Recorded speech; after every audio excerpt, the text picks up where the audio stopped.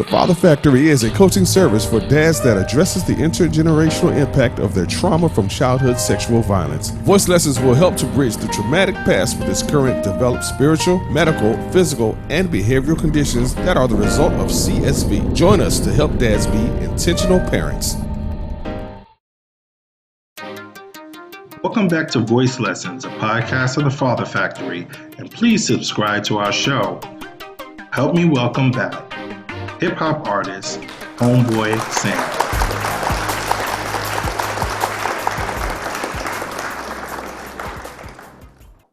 I hear people go to rationalize and, and it is because there is reasoning, this is what people do to survive, and that's why they develop these the defense mechanisms. It's not like the defense mechanisms don't have no foundation. Yeah. But the overriding attitude of, like I say, my father always told me men are not supposed to cry. That overriding attitude is toxicity.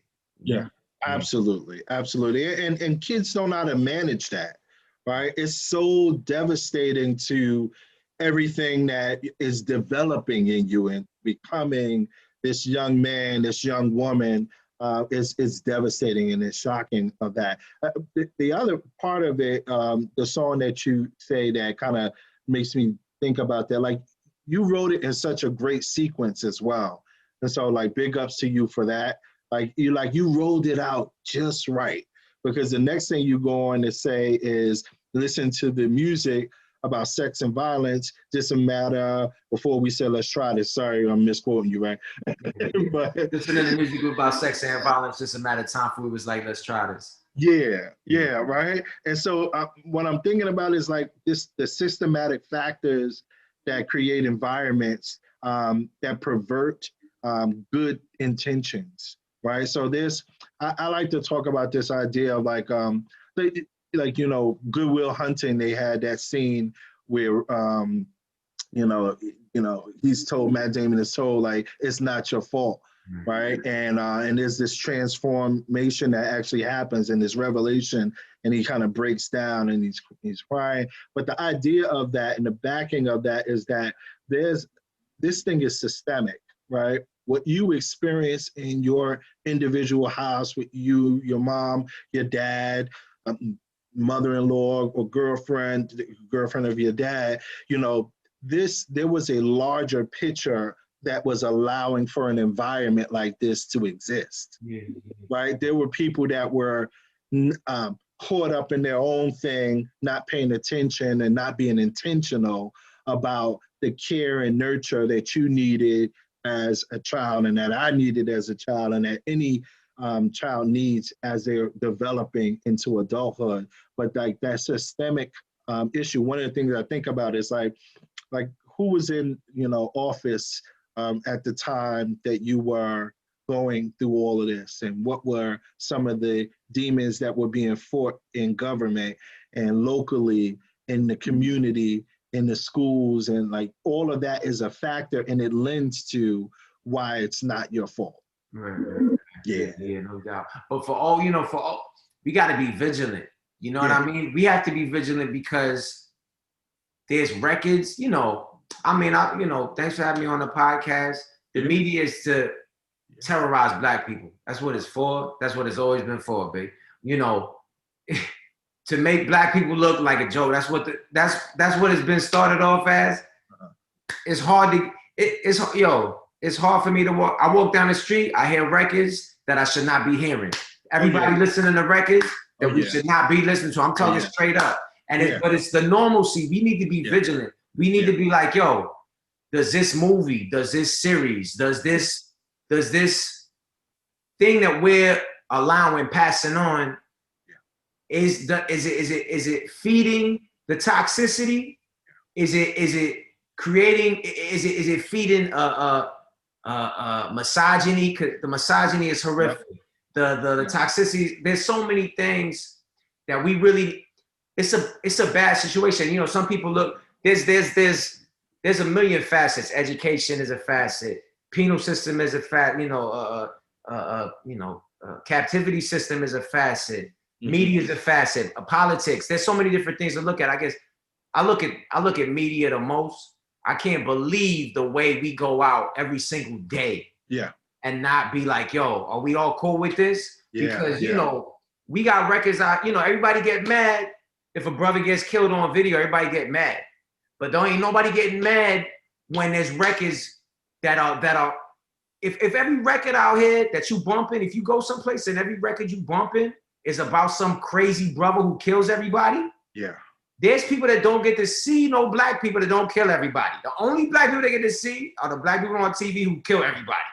So they running around and they shooting brothers, you know what I'm saying, or whatever. Yeah. And I'm just saying, we can't be signing off on this stuff. It's serious business. Yeah, it really is. You drew a great point, you know, because people are more into what has manifest, but we really need to be thinking about what's creating, what's the philosophies that are changing the way we look at things. You know, I talk about a number of things. One of the things I'll throw out, we won't go into depth, but this whole idea of relativism, right?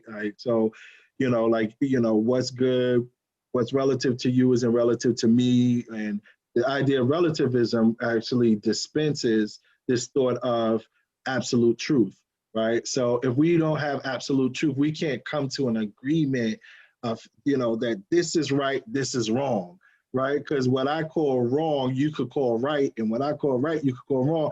And we got a society that's just all over the place, right? And we don't really ever stop to think.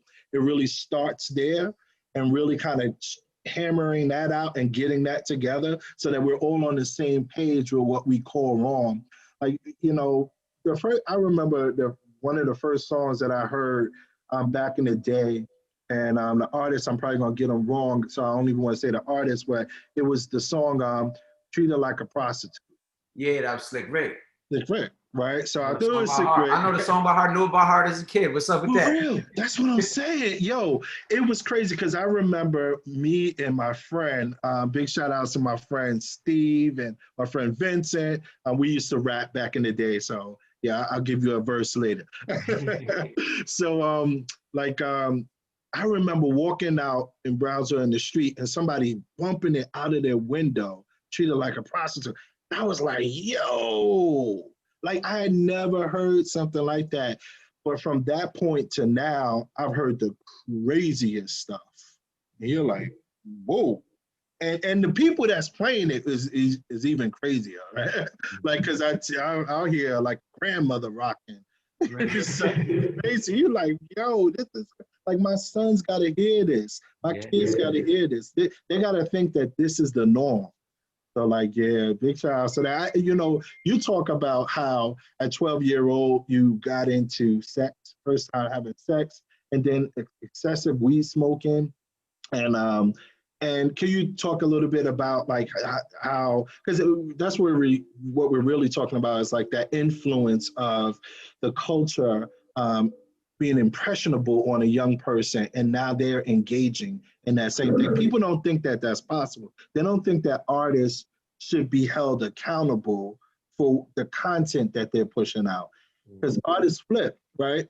At one point, they want you to buy their joint because it's, you know, it's hitting or whatever. But then on the other point, when you go and do a mass murder, they want to say, nah, you should turn it off because, you know, you're responsible for that. You know, what's your thoughts around that?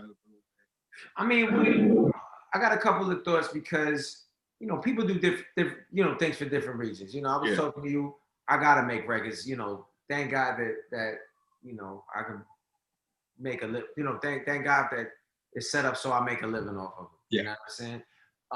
There are some people that some people make records to make money. You know, I make records, I'm happy I can make money, but I never made records to make money. You know, there's different reasons. So based on the reasons for doing a thing or making a record, there'll be a different motivation or there'll be a different strategy. You know what I mean? And, you know, you're talking about artists flip and like, you know, me as a person, I go through all types of changes all the time. You know what I mean? Like this record that we're talking about now is a reaction to my lack. It's not a reaction, but it is a reaction because the record before this was like me snapping back to go forward. And I was just the worst I've been in a long time with misogyny, with not caring. I was really the worst. you know, but that's where I was at, you know what I'm saying? So I made records about that. Got and I think I think artists are gonna fluctuate because artists are just people that are all messed up. Yeah. You good, because I'm thinking like, you know, that idea of it, like if that disclaimer came out, I think that's more responsible, right? Like, yo, I'm about to get this song, I'm wilding out in this song, right? This is At just the time, I didn't think I was, though, you know? Yeah. Yeah. The thing is, the way people regard, it's crazy. I think it's crazy because the way people regard music now is not as a creation of art and spirit and soul. You know what I mean? It's kind of like what's in right now. And I'm not, I'm not trying to get at anybody. You know what I mean? I'm just talking about me. But I will say that when we talk, you talk about Treat Her Like a Prostitute. You talk about these, Treat Her Like a Prostitute is tame compared to what the R&B records now is crazy. I got a niece here. She go to record and it be on the TikTok.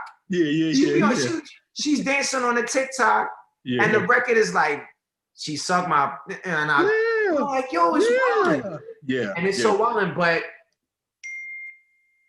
where's for me, it's not about race, but I recognize that race is used. You know what I'm saying? Yeah. There ain't no white equivalent on the mainstream. You could go on YouTube and find a white 13-year-old talking about how many girls he banged. I'm sure you could probably do that. Oh, yeah. Easy. But that's not the famous white 13-year-old that everybody listening to that sets the culture for white. That's not, but when it comes to people of color, the madness is popularized to define and we not setting our culture no more. Like when I was going, things have flipped so crazy now because we probably about the same age. You know what I'm saying? Yeah. And when we was growing up, there was, everything wasn't right. And there was always rap that was crazy, but there was all types of rap. Like there was Slick Rick saying treat her like a prostitute. Yeah. But there was De La Soul saying treat her like you like her a lot. You know what I'm saying? And it was, but the thing was, it wasn't us that decided we only want the crazy to be advertised. It wasn't us that made that choice. It was the people that were deciding what to give us. Yeah. And art will imitate life if it's all around. I mean, life will imitate art. You know what I mean? Yeah. And I think that lends to who's controlling the music, right? And who's controlling the industry in that way. Because once we gave that up, then we gave up the opportunity, or we gave it the right to say what will be highlighted. That's 100% true. Once it was realized and it was shown that we wasn't gonna turn the radio off if all the records became about killing us, that we was gonna keep going to the club. Yeah. Even if all the records was once we showed that we wasn't gonna boycott that. Yeah. It was an L. Yeah. Thank you for watching, and please join us next time for the conclusion of our discussion. Please visit our website, www.thefatherfactory.com. Until next time, peace.